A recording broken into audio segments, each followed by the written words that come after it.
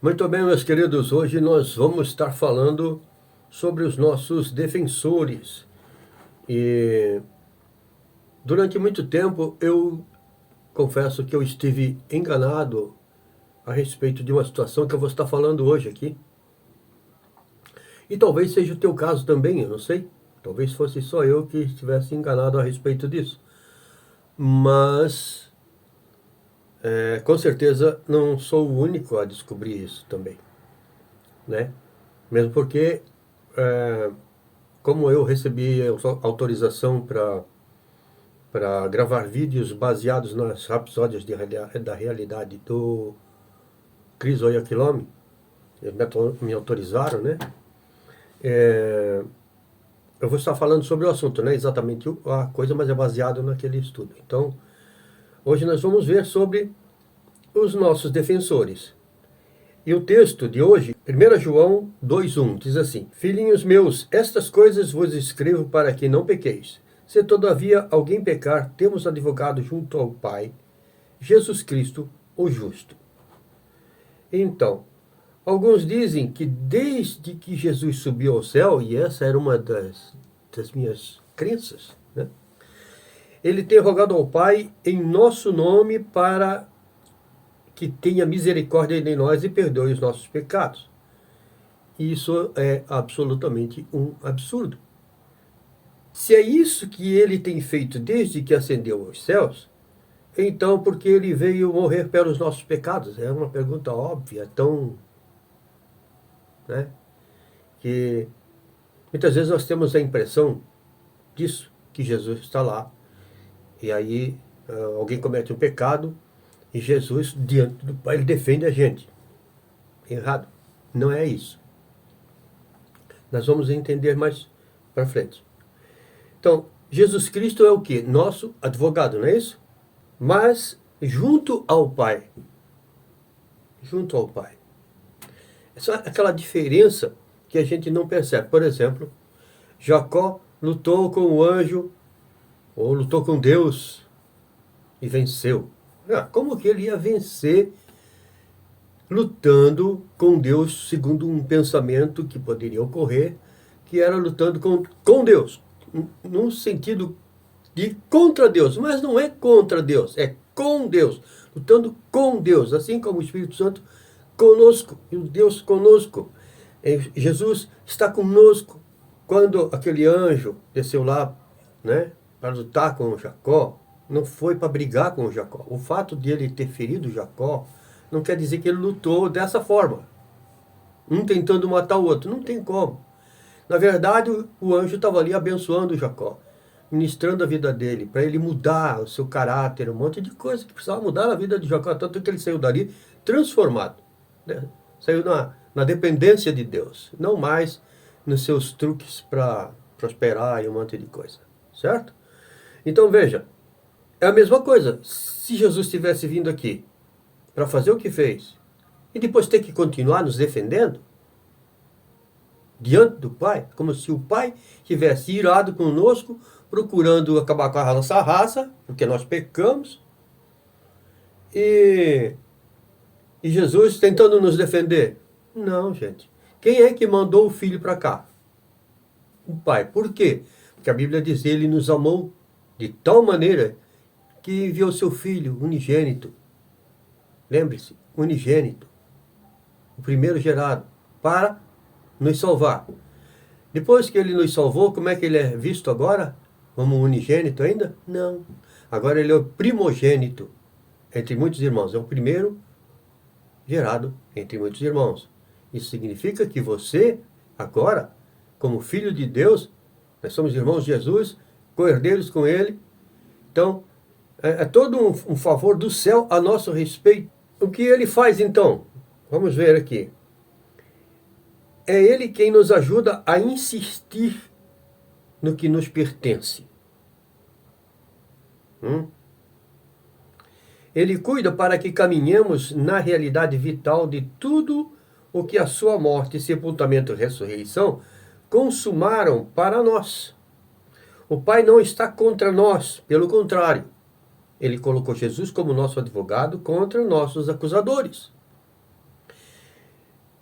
Ele luta é contra os nossos acusadores. Não como se o Pai tivesse furioso, como está dizendo aqui, contra nós. Não, ele não está. Ele nos ama. E ele é o maior investidor para a nossa salvação. Meu Deus, como é que eu não via isso antes, né? Imagine que você tem um caso em que um acusador está acusando você de um crime e seu pai contrata o melhor advogado para lhe defender. Jesus Cristo é esse advogado. Ele não está defendendo você da ira do pai, pois Deus não é o seu acusador. Quem que é o acusador? Não estamos destinados à ira. Olha o que diz aqui, 1 Tessalonicenses 5, 5, versículo 9. Diz assim: porque Deus não nos destinou para a ira, mas para alcançar a salvação mediante nosso Senhor Jesus Cristo. Ele não nos destinou à ira, ele nos destinou à salvação em Cristo. Certo? É o diabo que acusa o povo de Deus. Em Apocalipse 12, versículo 10, fala sobre isso, né? Mas o Pai tem Jesus como seu advogado. Veja bem. Mas você sabia que o Espírito Santo também é seu defensor? Sim, ele é. Em João 14,16 Jesus disse: e eu rogarei ao Pai, e ele vos dará outro consolador, outro igual a mim. E olha só, a versão amplificada clássica nos dá 6 sinônimos da palavra consolador, traduzida do grego. Então aqui nós estamos, e um deles, né, Paráclitos, é um deles. Todo mundo já sabe disso aqui, né? O Paráclito, sei lá onde é que está esse acento, mas está ali. Um deles é advogado. Sabia? Tem que estar junto de nós para nos ajudar. É o nosso advogado. O Espírito Santo é o seu advogado, conselheiro para a defesa. Ele não apenas observa de longe quando lutamos com forças e circunstâncias que nos atacam. Ele chega bem no meio da batalha e assume o comando conosco. Ele enfrenta nossos adversários. Como é que você acha que ele intercede por nós com gemidos inexprimíveis, porque não sabemos o que havemos de orar? Nós não sabemos o que está por trás de tudo isso. Nossos olhos espirituais nem sempre estão tão abertos ao ponto de nós vislumbrarmos toda essa batalha espiritual. Mas ele está. E ele sabe o que precisamos. Por isso que ele está aqui, para nos ajudar. Nunca se esqueça disso. Jesus é o nosso advogado junto ao Pai. Enquanto o Espírito Santo é o advogado do Pai conosco. Jesus está à destra de Deus, intercede por nós. O Espírito Santo está conosco e intercede por nós. Então nós temos a graça nos agraciou com tanta coisa. O Senhor nos agraciou com tantas bênçãos que é uma coisa assim impressionante. Muito, muito gloriosa, muito fantástico isso aqui. Portanto, há um advogado no céu e outro aqui na terra. E nós, portanto, há um advogado no céu e outro aqui na terra, em nós e conosco. Como podemos perder qualquer batalha que vem contra nós? Se nos firmamos aqui, nós temos a vitória. Deus não perde batalha para ninguém. Como poderíamos estar em desvantagem? É impossível. Como que a gente vai estar em desvantagem diante do inimigo? Muitas pessoas dizem, o diabo se levantou. Mas o Espírito Santo já está de pé faz tempo. Certo? E se você olhar, o diabo já foi derrotado. Você não precisa lutar contra o diabo, ele já é vencido. Faça o que você tem que fazer. Lembre-se de uma frase que uma vez o Senhor me mostrou, né? Que Deus não precisa, ele falou, eu não preciso que alguém me diga o que fazer, eu preciso de alguém que faça o que eu disse. Então daí surgiu uma frase, que Deus não precisa de que alguém lhe diga o que fazer, mas que façam o que ele diz. Isso é importante.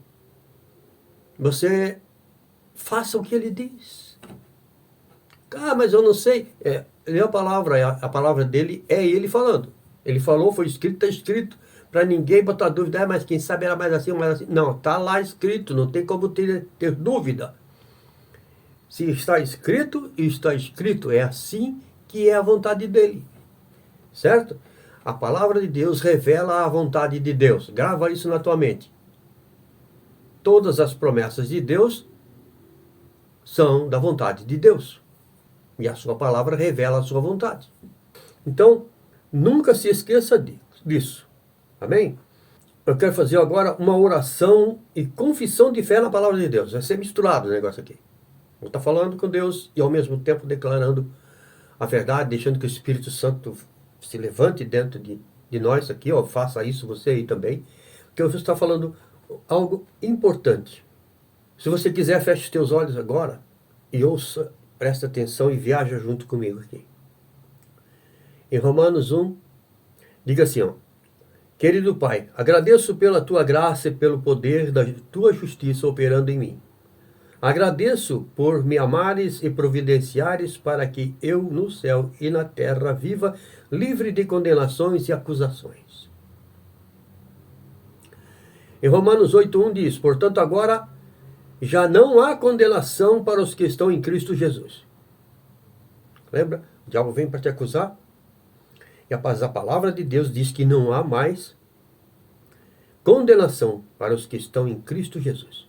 Porque por meio de Jesus Cristo, a lei do Espírito de vida me libertou. Declara isso.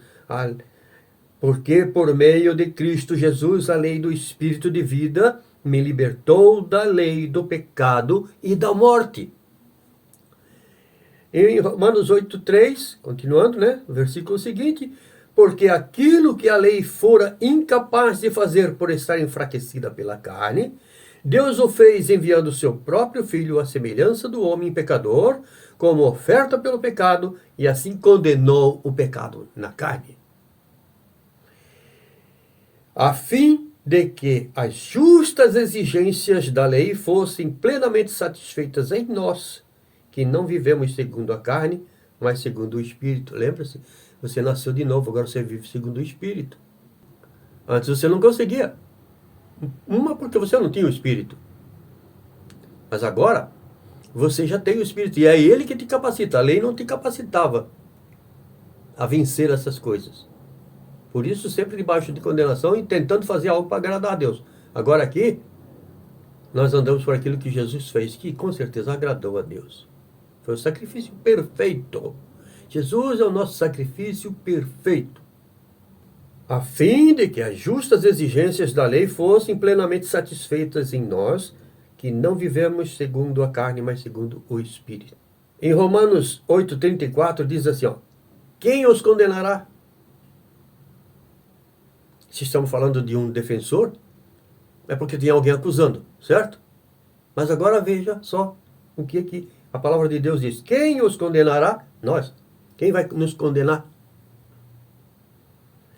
Foi Cristo Jesus que morreu, e mais, que ressuscitou e está à direita de Deus, e também intercede por nós. Então está lá Jesus intercedendo por nós. Certo? Romanos 8:26. Da mesma forma o Espírito nos ajuda em nossa fraqueza, que pode ser enfermidade, debilidades que nós temos no nosso corpo, na nossa alma. No Espírito a gente não tem.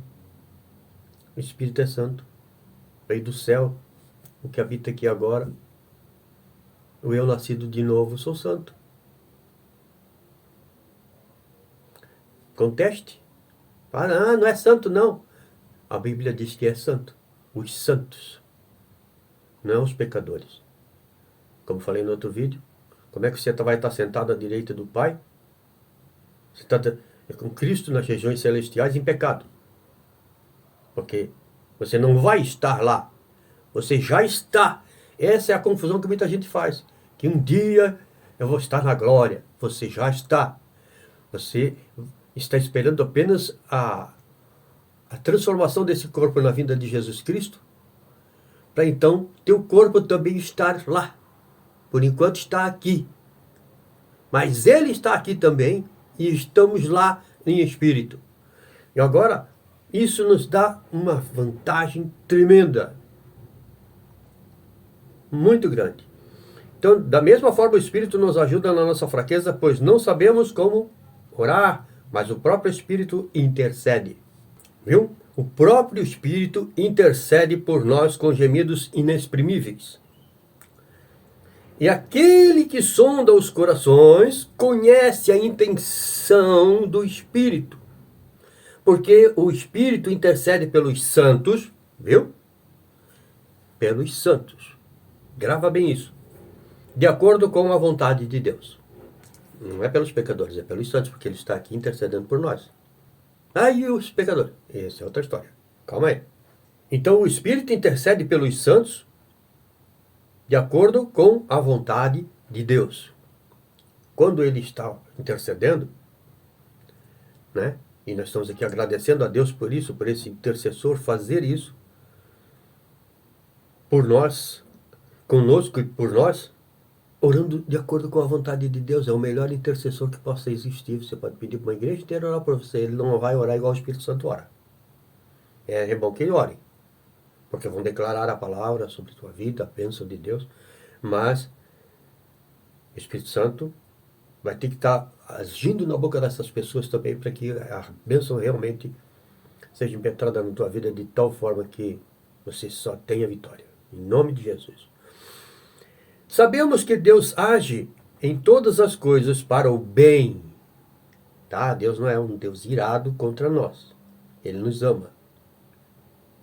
O diabo quer que você acredita que Deus é aquele velhinho com aquele porrete na mão esperando você fazer uma bobagem para ele, em você, né? Não. Ele, como diz aqui, sabemos que Deus age em todas as coisas para o bem daqueles que o amam. Você ama Deus? Então, dos que foram chamados de acordo com o seu propósito. Deus tem um propósito e você foi chamado para um propósito. Então siga no propósito. Que diremos, pois, diante dessas coisas?